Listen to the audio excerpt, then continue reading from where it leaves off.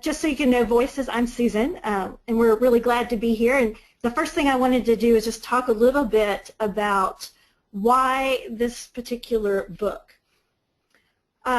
So I'm actually going to start with a personal story. There was a book I read several years ago that made an observation that was true, horrifying, and thought-provoking for me. The observation was talking about how the bin Ladens of the world and the Hitlers of the world were doing youth work. They were engaging young people from their skills and their strengths and their passions and giving them opportunities to lead and be involved. And for whatever reason, maybe it was that time period when I heard that quote or read that quote in the book, I was just like, that's horrible. There's so many people out there who love youth and on a daily basis are trying to be a presence and an influence and do good. But why is it that you had folks in history who were engaging youth in things that weren't necessarily good for the world, just like gangs, like we focus and see on a daily basis? So what was it they were doing, and why were they doing maybe a more massive groundswell job of engaging youth than we were? And that really just stayed in my head for a while. So two questions kind of came up for Anne and myself when we were thinking about this, and that might be an answer to that was maybe not everyone knows how to do positive youth development, or maybe we don't know how to share power with youth. So that's kind of one of the thoughts that percolated and led to us writing this book, along with the fact that this is what we've been doing for years in the field. And so our book, Groups, Troops, Clubs, and Classrooms, actually answers those two questions. So I just kind of want to quickly do an overview of the book. And we're really excited about this one because in part it's a reflection of many of our colleagues and many voices of many people who are doing wonderful strategic things with young people, and we just want to share the best of what's out there. So the first section of the book is all about understanding youth strength and power. It's understanding who young people are, how they're wired, what helps them be strong and healthy. So it looks at things like personalities, it looks at the developmental assets from Search Institute, it looks at brain development, the multiple intelligence. So there's a lot of research tidbits and strategies to engage each area. Then the second part is all about activating power. So once you understand what it is that young people need, how can we start drawing that out of them?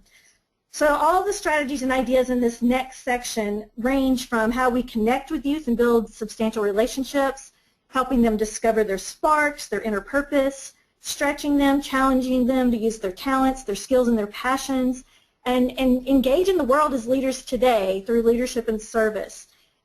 And what I like about the this particular overall section is that it ends with a realistic assessment for you to think about what are the opportunities I offer youth to serve and lead from power in my agency, how much can I do, and where do I want to go?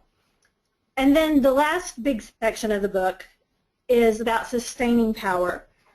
So I love this in particular because it's not just for the young people, but it's also for the adults. Mm-hmm. So the three core pieces are about self-mastery, gratitude, and recharging. So you have elements in there about social emotional learning, how we need to handle and deal with emotions and thoughts every day. So that's practical pieces for dealing with conflict in groups and one-on-one, as well as being aware of how we, as the leaders, handle our emotions.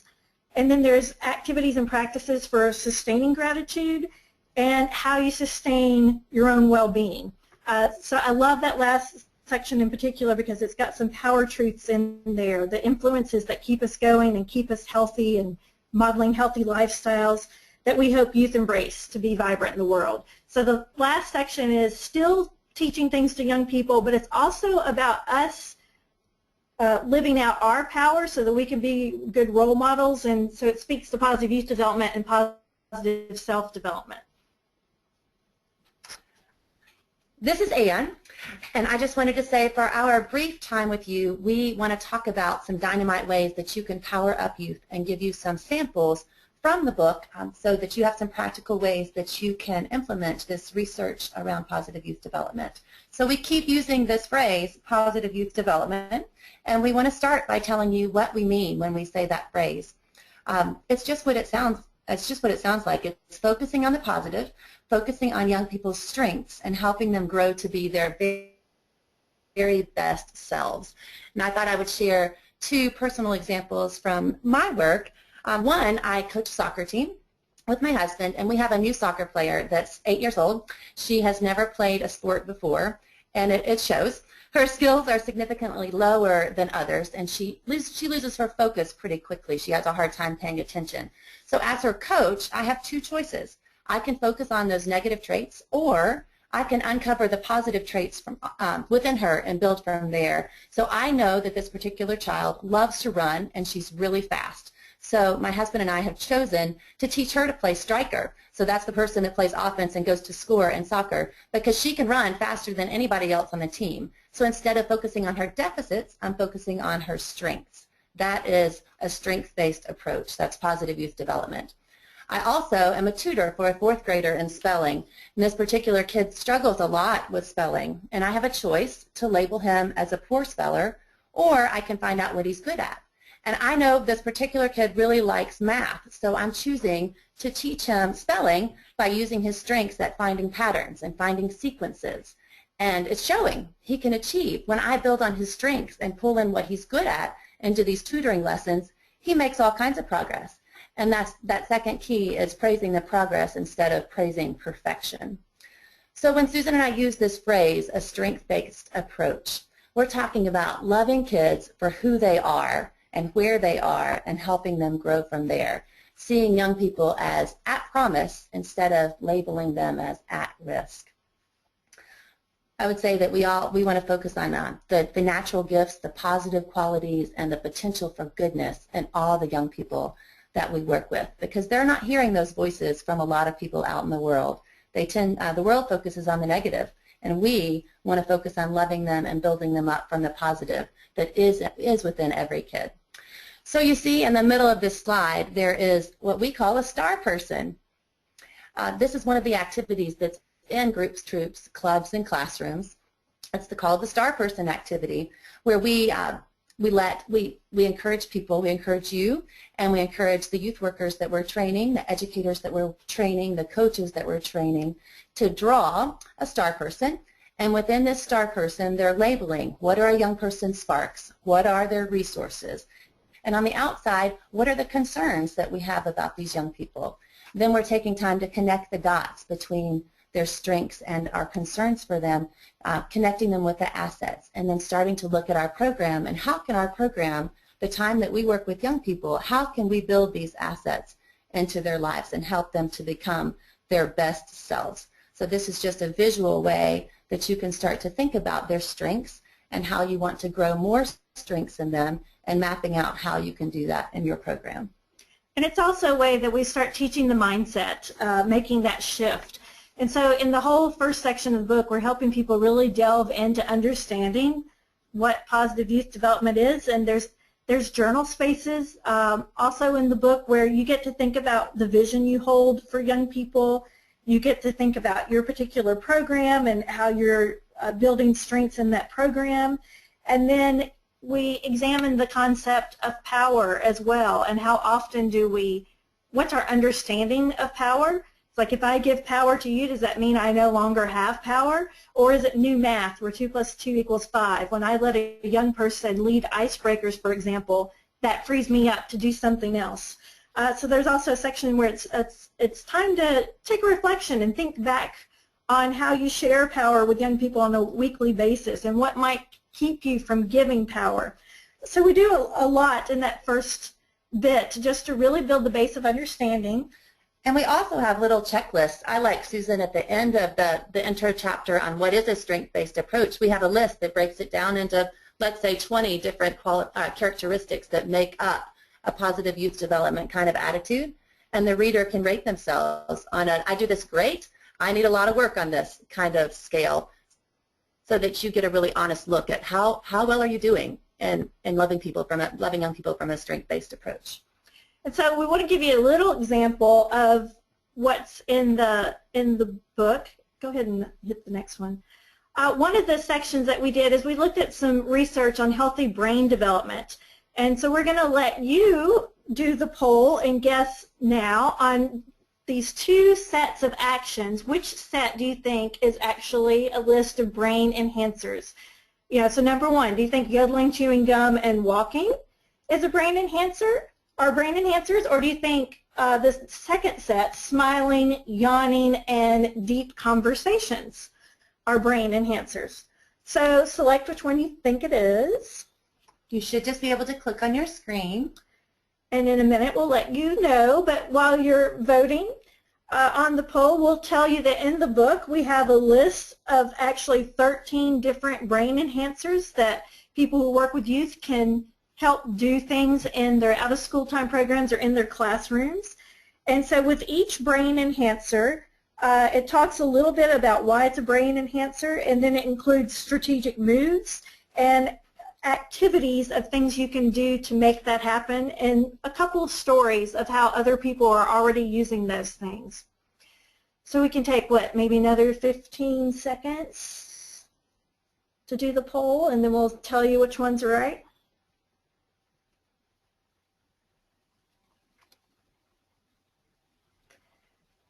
All right, so Sam, can I get you to tell us what the results are? You guys are awesome. Yes, smiling, yawning, and deep conversations are all things that help develop the brain. And I was really surprised on seeing that yawning, which we often think we do when we're bored or tired or whatever, once you yawn, you are your most alert after yawning. And so some of the tips in the research we read was talking about getting young people to yawn several times before they actually take a test to relax and to also bring in more alertness.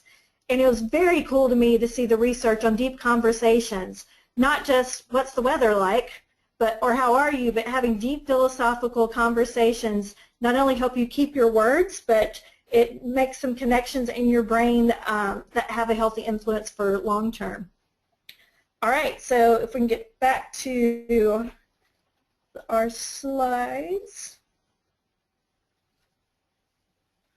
All right, there we go. The next dynamite way that we wanted to share with you for engaging young people relates to sparks. And I'm just going to assume if you found this webinar through Search Institute or through us directly, you've heard of sparks. But these are the things that make young people feel alive, feel like they're living life on purpose. And knowing young people's sparks is a big part of connecting with them, engaging with them, and challenging them to grow. And we wanted to share with you one intro activity that we use a lot to talk with young people and to talk with adults about their sparks. And it's so fun to watch their body language. You're getting a teaser of this as you look at your screen. You can see the person on their left is fanning themselves because they're so hot. The person in the middle is freezing cold, so you can see that she's shivering. And the person on the far right is giving the I don't care kind of hand motion. So we, in this activity, ask a series of questions related to different sparks, and we let people actually vote with their hands so you can see whether a person is fanning themselves, they're hot, they love this activity, or if they're cold about it, they don't care to do it ever again, or if they don't really care. They could take it or leave it, whatever comes. So we actually have a question for you. We're going to turn it into the poll, Sam, and you are going to get to vote on starting your own business. Is it hot for you? You'd love it. Is it cold? You don't really care to ever do that. Or indifferent? The whatever sign. You could take it or leave it. So take 20, 30 seconds to vote. And the indifferent could also be you just don't have a gut reaction. You don't know because maybe you've never done that activity before. As you're voting, I'll share with you some of the other Sparks-related questions that we ask young people. Would you like to build a doghouse? Would you like to design a building? Would you like to put together an engine? Would you like to make up a new smoothie flavor? Would you like to have one of your stories published? Would you like to teach school in another country? Would you like to dig in an archaeological site? Would you like to ride an elephant? Would you like to do a political analysis for a major news station? And you can plug in whatever questions that you want to. But while young people are responding, you want to make sure that you're watching their reactions so you can figure out, how could I integrate this into my programming in my school, in my after-school program, with my young people on the basketball team? Or maybe even I want to follow up with that young person because I know someone else who really likes that, and I can connect them to someone who shares that interest. So let's see. How do you guys feel about starting your own business? Oh, you are split totally down the middle. Some of you would love it. Some of you would never, ever want to do that, and some of you don't care. It's very fun. Sam, you can switch it back to the regular PowerPoint. It's fun when you're doing this activity to, like I said, watch their body language and see how young people just will respond, because sometimes it's even and sometimes it's so totally one way or another. There's that list of some of the other questions that we ask. Oh, I didn't say out loud to you, coach an Olympic team. We like to ask that one. It's fun to see in the group. So we did this activity just last week with a group of boys, and then we did this as a warm-up. We did another couple warm-ups so they would get the idea of these things are important to me or not important to me, or yes, I'm very excited about it. And then we asked them to write down what they thought their spark was. And then we were clustering them into groups after that so they could talk about that particular spark. So Ann and I were walking around the room and looking at what the young men wrote down. And so it was everything from my family's my spark to I want to be a mechanic, to writing, to music, to money. And we had to delve a little deeper. What is it about money? But we were walking around the room, and I looked at this one young man's piece of paper, and this was, well, I'll just say what it said. He had written down, my spark would land me in jail. And I looked at him and I said, oh no, there's better than that. There's good inside of you. And he immediately said, oh no, no, and he flipped it over and showed me what his spark was. And so I just realized he was trying to still have a tough face with his peers. And so I just wanted to share that story, because part of what we realized that when we're talking about looking for strengths and building on strengths, that sometimes people go, oh, that sounds, or talking about sparks, they'll go, oh, that sounds ideal. We know what the reality is. There are some times when people can challenge you.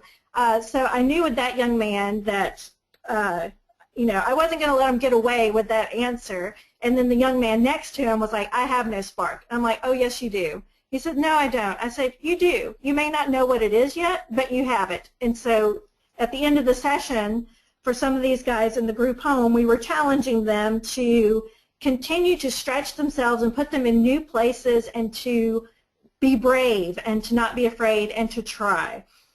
So we understand that sometimes it's challenging, but we have to keep speaking truth into them and say that's part of the positive youth development. You've got strengths in you, you have gifts, we're going to help you find them. It's like a treasure hunt.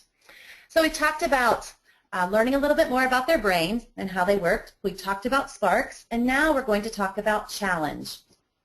Because one thing we know is it's really important to figure out where young people are and challenge them to grow a little bit bigger, a little bit stronger. We're going to talk more about that, but we wanted to start by sharing this quote from Steve Culbertson at Youth Service America. Young people bring unique skills to solving problems. They bring energy, commitment, idealism, and creativity that adults don't have. We forget that sometimes. We forget how strong and how passionate and how creative young people are, and so do the adults around us. So we need to challenge young people to stand up, to stand strong, and to be very confident in those ideas and in that passion. So there are 3 ideas that Steve talks about that are in the book that we think are really important to share. And remember, they're sort of like our secret power source. So what's going on biologically is there are 3 big drivers happening in every adolescent brain that can really work for us. So the first thing is about novelty. We know that youth crave novelty. So what that does is it brings new solutions to problems. We're not going to change their biology, so let's tap into that and try something new. They're going to be out-of-the-box thinkers. They're going to see things that we don't see. And so that's just a great benefit in sharing power and bringing youth up as resources and working with them. The second secret source relates to risk. We know that young people take a lot more risks than older people do. Now, sometimes that's for good and sometimes it's not. But if we don't take a risk, there's no reward involved, and we need that risk. It's what moves our society forward. We need to take risks, and we need to experiment with solutions to the big problems that are facing us. And young people will take that risk as adults, organizations, and governments can't afford to, because there's that fear of failure on the adult brain and in the adult heart. And young people aren't afraid of the risk. So we need to tap into that and use that as a strength and encourage them to use that as a strength. And then peer authority or peer pressure is a big drive during the adolescent years. You know, peer pressure can be a positive thing, though. Young people check out what other young people are doing. Youth can create a movement. They can create a tipping point where young people encourage other young people to help them tackle big social issues facing them. They can make things happen. I'm not going to be able to pull out of my brain the name of the comedian, but there was a group of youth here in Nashville who started a Twitter campaign when they found out someone that they liked was going to be in town. They kept saying, you should check out what we're doing, you should know our program, and all of that. And from all the work they did, they managed to get this guy to put them on his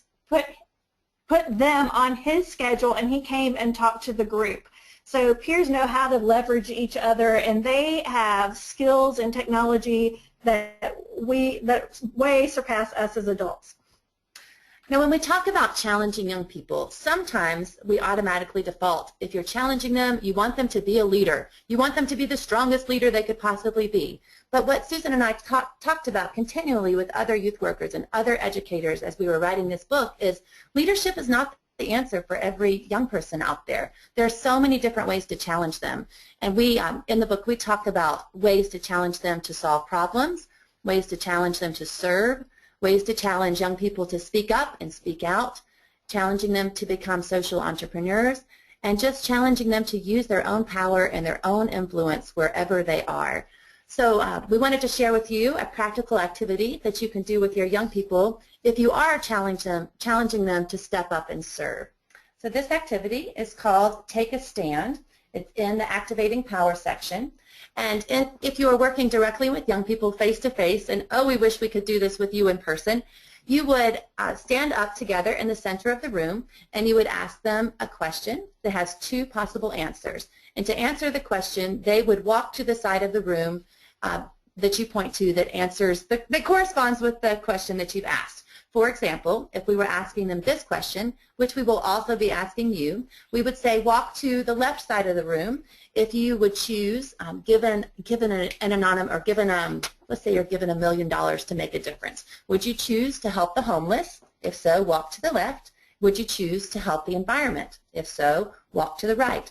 There's no right answer, no correct answer. You just go wherever your heart leads you. So you would see in a room that the people would walk to the left or the right. But Sam's going to let us take a poll so we can do our virtual Take a Stand activity.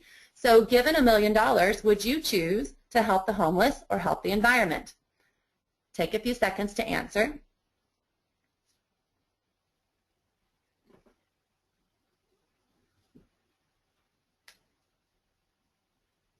As you're answering, I'll give you a couple different other questions that we ask in this section. You get to choose how the city will spend its financial and physical resources. Will you vote to help disaster relief victims or to help senior citizens? Walk accordingly. Or you've been chosen to speak to a group of lawmakers. Would you rather speak about childhood obesity or violence in schools?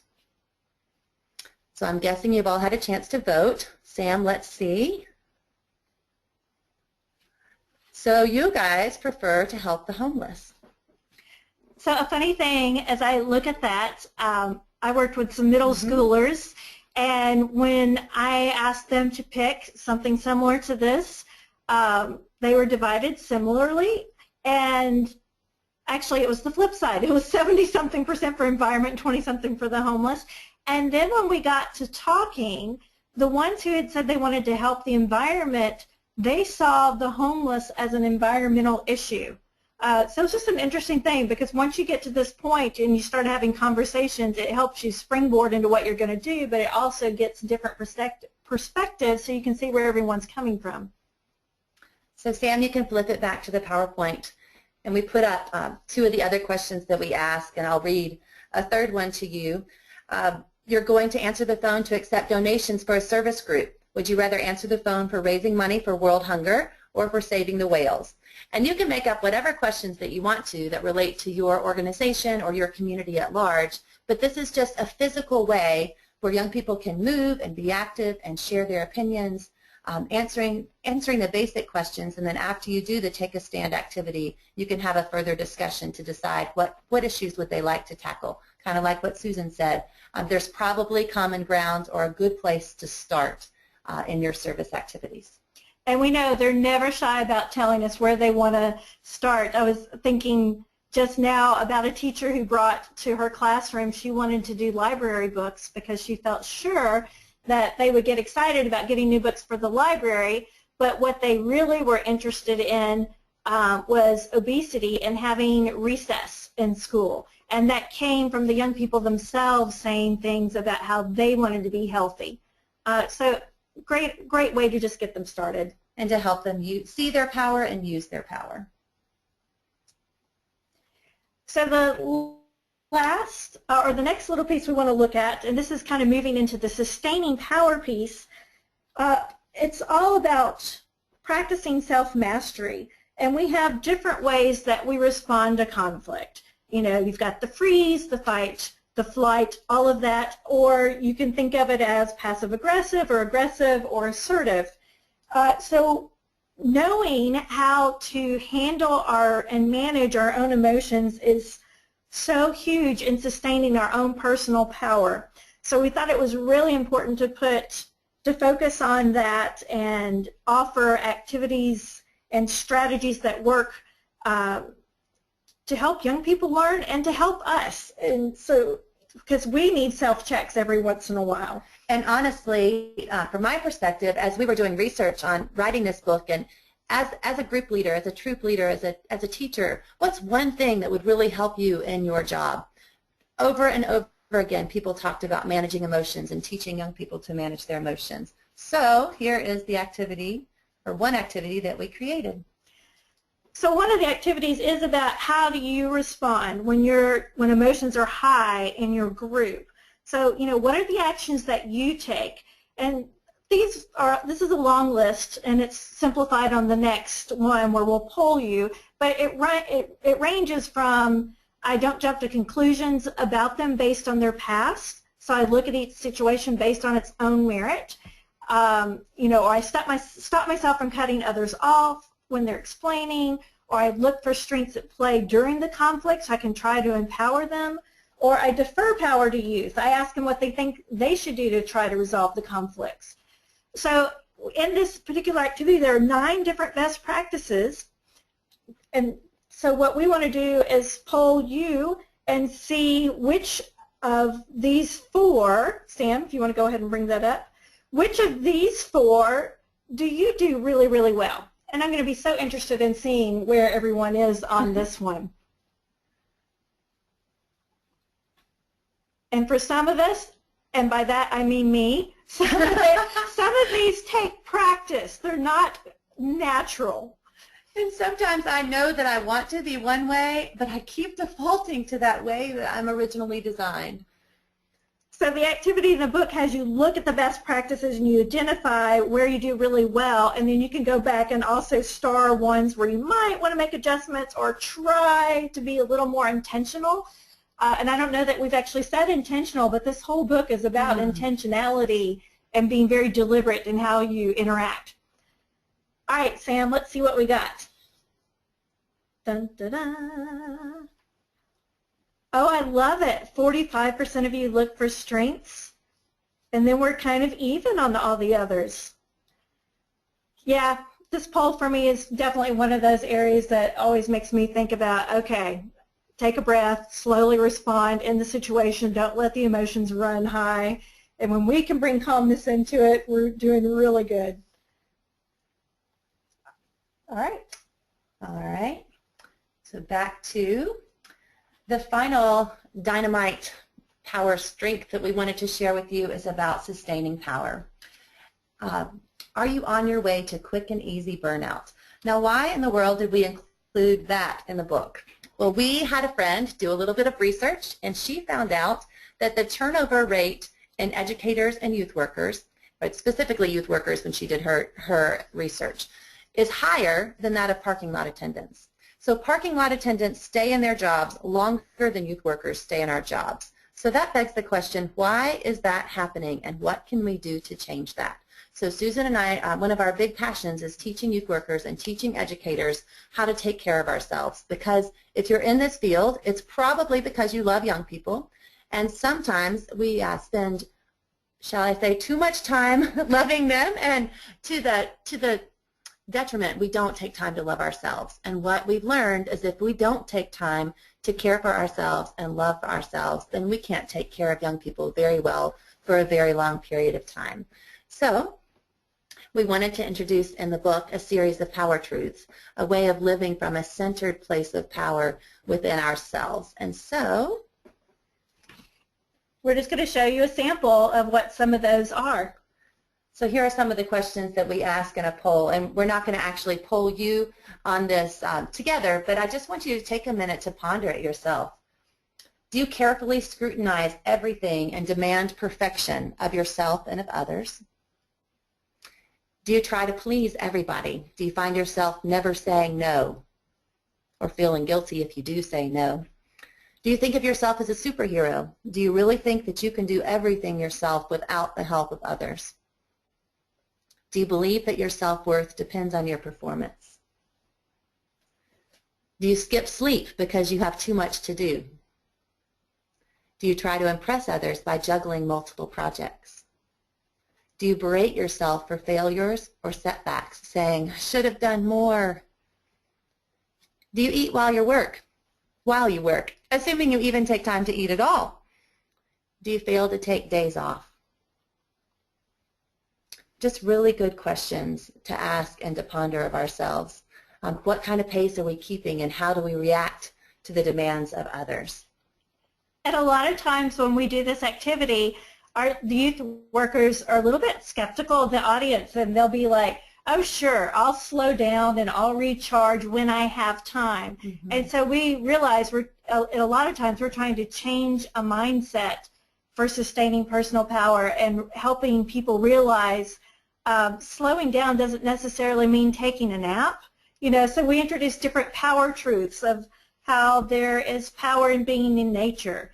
There's power in running, and you're thinking about whatever it is that's been bugging you, and you're finally able to name it. And once you name it, you're able to let it go. So we just give different things to help them realize these different things refuel you, and you have to refuel yourself if you're going to stay this in for the long haul. Sorry, you guys saw my battery charge button go up on the screen. I have to plug in my computer. Because you love it when that happens on a webinar. So then the journal exercise that goes with this, one that we have in there, is with a quote from Thomas Merton, and I'm just going to read that to you. To allow ourselves to be carried away by a multitude of conflicting concerns, to surrender to too many demands, to commit to too many projects, to want to help everyone and everything is itself to succumb to the violence of our times. That's one of the pieces that we include in this section to let people have a chance to realize that when you're giving into everything and being everything to everyone, then you're contributing to the things that aren't good in the world instead of what's positive. And I see that not just with youth workers and not just with educators work with, and what a frenzy that they often find themselves living in. And think what would happen if we could teach them to start taking care of themselves. Think about how that's going to affect their entire life and the people all around them. It's a great big ripple effect. So I think, Susan, we've done a lot of talking. So let's see. Sam, I think you've been collecting questions. Do you want to ask some of your questions?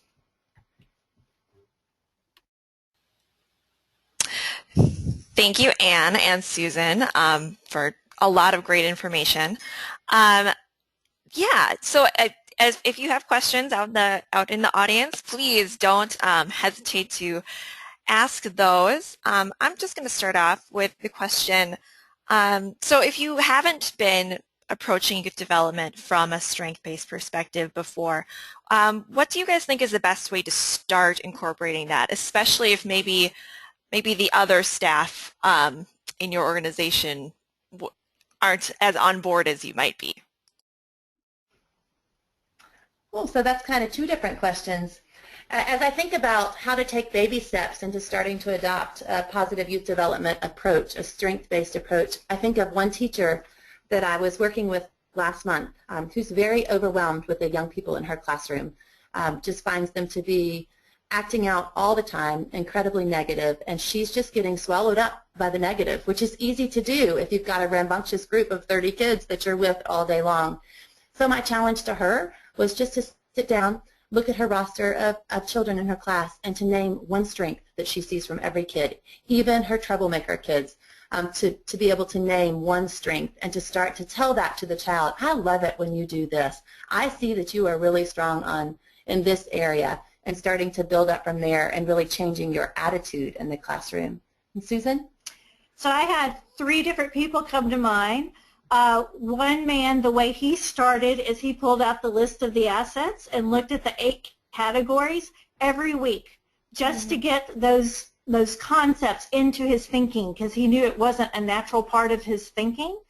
Another youth worker shared with me that every morning, or every afternoon rather, before her program started, she would build in time to just close her eyes and picture each child and picturing them living to their full potential. So she did the visualization. And then a third teacher said they just taught themselves to start flipping it to questions. So if a young person wanted something and was deferring power instead of answering, they just started going, where do you think you can go and find that answer? What do you think should be done? So they started building strengths by flipping it back to pull something out of the young person to see what strength they could build on.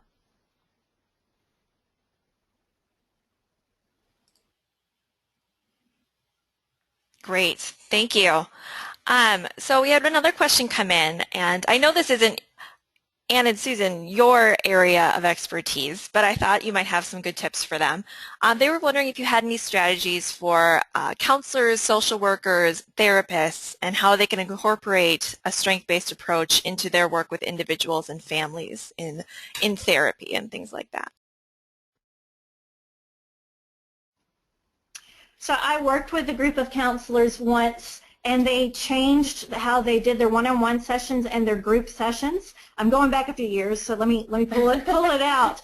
But they started with, say, with whatever the issue was, they asked the young person or the group, what is a strength or resource you have to deal with this issue? So they tried to change from fixing the problem and this was wrong and shame on you to, okay, here's what's going on. Let's think about this. What's something you could use to deal with this? How can you do things differently next time? So they always made sure in their sessions that they applauded what was good, a strength they saw, and then a challenge. Here's a challenge coming up. Here's some resources you have to deal with it. Another friend of mine, we actually interviewed a couple of counselors for the book. Mm-hmm. And so one of the tips she always follows is to let kids fail. And it's way more important to learn from the mistakes because mistakes are natural. It's not something to avoid, but that's how we learn. And then she just really emphasized the importance of listening during those times. And as you listen, then you can empathize and you can help them learn to laugh at themselves and not take themselves so seriously. And, you know, one of the things we know is young people often want to be heard. So creating that space for voices to be heard is so important. I just thought of, you answered better than I would have answered, but I thought in the book there are, we talk about the theory, then for everything we talk about we list strategic moves. So what are some practical ways that you can walk towards wanting to practice this thing such as emotional intelligence? And then also throughout the book we have for your bookshelf sections where we list other resources and books that people can go to for further information. So that's one piece to answer your question. And then, Susan, the other thing I thought about was gratitude. There's a whole section on gratitude, which seems kind of funny when you think about a groups, troops, clubs, and classrooms book. But what we discovered is the power of gratitude as we were doing our research and how it changes the way a family works, a classroom works, a counseling session works, how it really changes your entire attitude for life. So if you can teach both the adults and the young people to start to adopt an attitude of gratitude when they're dealing with others, when they're looking at their own lives and assessing their personal power, it's a huge way to start on a strengths-based approach. And then I'm a huge fan of play therapy and using play just to have that third thing to talk about whatever the issue is, to kind of externalize it and get it outside of them. So there's a lot of power in play, which of course you shouldn't be surprised of the people who do play, live, lead with purpose.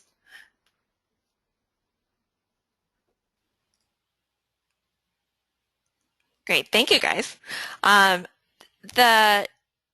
Brandy wants to know who the last quote that you read came from. Thomas Merton, M-E-R-T-O-N. That was a simple one.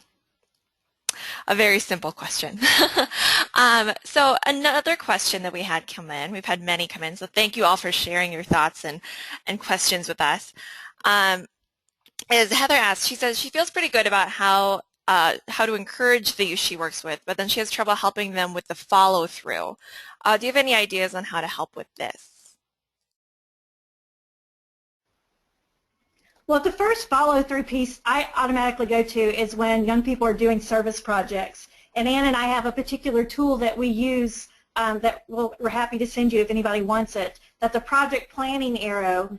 But as part of the process, when they're planning service projects, they're putting up things in the classroom or the program space that visually has commitments and who's doing what written on little sticky notes. One person, one action per sticky note. And so when you come in and you see it and you've done it, you take it away. And so if we have steps 1 through 5 in order of what needs to happen, and 1, 2, and 5 are done and 3 and 4 are still up there, well, visually those two people know, oops, I'm the only one left, and everyone else who's done their work, you start leveraging that positive peer pressure to get things done. So that was my first thought. That's exactly what I was thinking as well.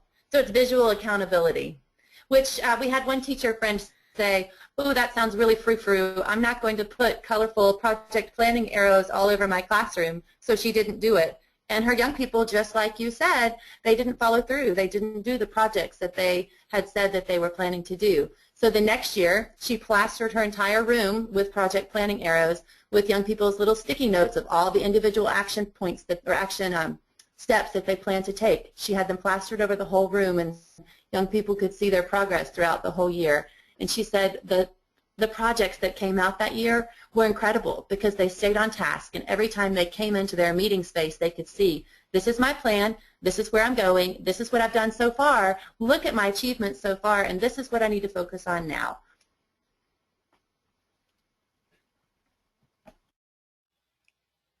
Great.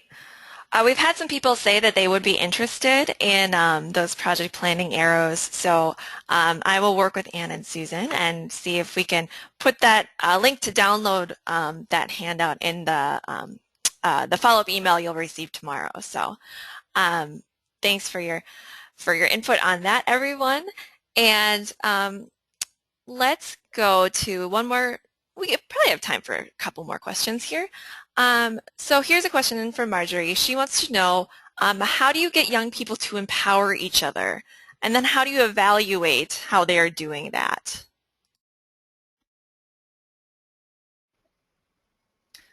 So just empowering up young people in general, one thing we have adults do is think about all the different responsibilities that they have within their program or within their classroom, and then take a look at those responsibilities and think about what can they give away, what could they empower young people to do, and then how could they train them to take over those different pieces. So we've challenged adults to give away power to young people for greeting people welcoming them into their program space, for looking for the newcomers and helping them to connect with others, so starting to build relationships, for leading icebreakers, for teaching content, for modeling skills, for leading service projects, for writing articles to celebrate things in the newspaper, for taking pictures, just giving them some concrete, helping them think through some concrete ways that young people can take power in their programs. It's also about starting small, and we have found when we're in groups, just like getting individuals to start first. It works by figuring out their spark and having them share from their spark because they're excited about that and they want to talk about that. So finding where you have little mini experts and getting them involved, and then looking for the natural leaders, whether by personality or interest in your group. One of my friends was talking about she had the natural leader that was in conflict with her because he was pulling the group off course. And so she pulled him aside and said, hey, you're a leader. I need your help. This is what I want you to do. If you help me keep everyone on task and focused, then at the end of the year or the end of the semester, we're going to do X. And he's like, you really think I'm a leader? Mm-hmm. So I can't think of the right word I want to say. Don't forget just to ask them to help you. Sometimes I think we forget to just ask. And naming their strengths, saying, I believe that you can do this too. And then one of my counselor friends, and don't forget expectations and norms on the front end. You know, so if your group is supposed to do service projects, that's an expectation. This is what we're about. This is who we are. And my counselor friend on the front end figures out in his group a personal goal they all want to work on. So then during group time, he has that in the back of his head. So if someone says they want to learn to speak more in the group, he may say, hey, you know, Justin, how are you feeling right now? Instead of asking Darcy to be quiet or whatever. So he looks for those personal goals and how to leverage them. And then in having the expectations and norms of the group and putting stuff back on them, he starts going, well, what do you guys think? Putting it back on them. And I just wanted to echo, Susan, what you said about letting young people lead, leading from their sparks. You're inviting them to lead in ways they wouldn't call that leadership. And I'm thinking of a 10-year-old I was working with yesterday who was having some struggles, and they were doing a presentation in school and trying to develop a Word document, figuring out how to do some funky formatting. And the 10-year-old, I looked at another 10-year-old next to him and realized he is just going to town on the computer. He knows how to do everything. So asking the young person who is an expert in the computer to teach the other kids in the computer, this particular young person is really shy. And if I'd asked him to be a leader or to be a teacher, there is no way he would have done it. But when I simply said, oh, you're great at this Excel spreadsheet. Can you teach your two buddies how to do that too?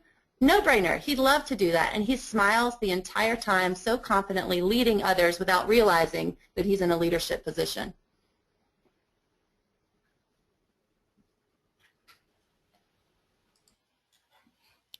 Great. Thank you. I think we have time for one more question, and then we have a few last slides to get to. So thank you, everyone, for your questions. I'm not going to be able to get to all of them, and I'm sorry about that, but I really appreciate your input. Our last question is from Ernest, and he says he's having a hard time engaging alternative school kids in Sparks, developing self-worth to the point of naming strengths or accepting when someone sees a spark in them is almost impossible.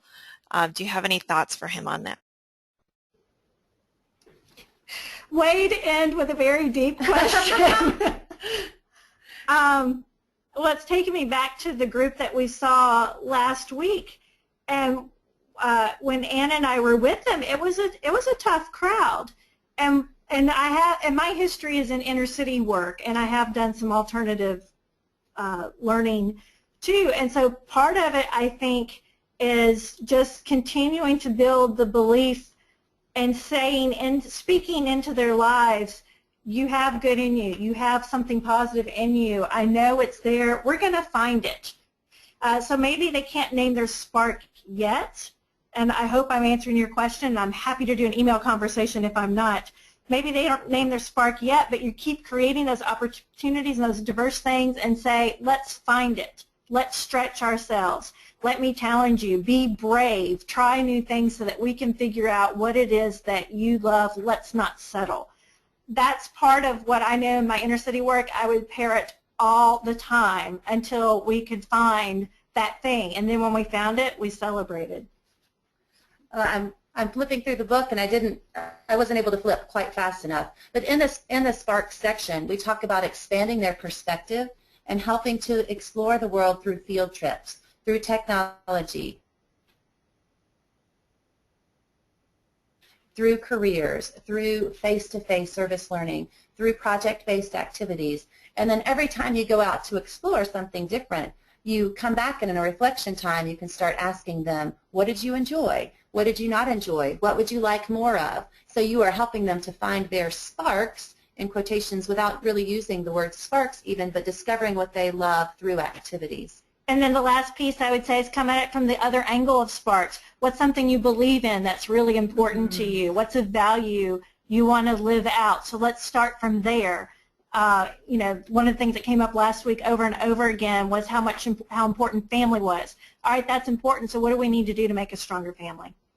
One of the things that we have in the book is an activity worksheet where it's called Sparky Places in My World, an activity to activate powers. And we have a list of probably 20 different Sparky kinds of activities, and then there's a column, have you done it, and a column to take notes on who really enjoyed it, who didn't really enjoy it at all. But it's things like went to visit an art museum, either in person or via the internet, listened to a concert on YouTube, read or heard poetry, volunteered at a marathon, learned how to cook, organized a fundraiser, just all different kinds of activities to take note of what they love and what they want to do more of. Sparks can be a vulnerable thing, though. It's hard.